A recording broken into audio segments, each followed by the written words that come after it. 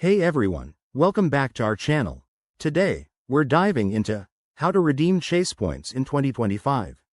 If you're a Chase cardholder with points burning a hole in your account, this guide will help you turn those points into real value, whether it's for travel, cash, or shopping. Let's get started. First, log into your Chase account through the website or mobile app. Once you're in, head straight to the Ultimate Rewards portal.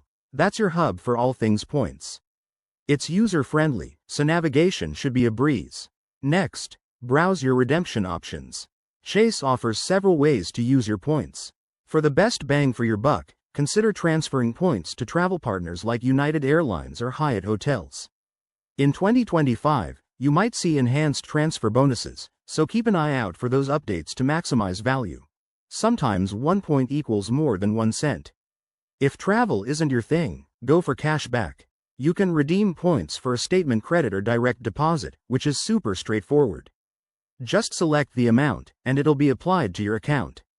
Another popular choice is gift cards or merchandise from brands like Amazon or Starbucks, perfect for everyday treats. Before you confirm any redemption, double-check the value. Use online calculators to compare options. Transferring points often gives higher returns than straight cash redemptions. And remember, Chase might introduce new features in 2025, like exclusive experiences or bonus events, so stay updated in your account settings. Redeeming Chase points is easier than ever, and it can lead to incredible savings or adventures. If you follow these steps, you'll be a pro in no time. Thanks for watching. Hit that like button if this helped, subscribe for more tips, and let us know in the comments how you plan to use your points. See you in the next video.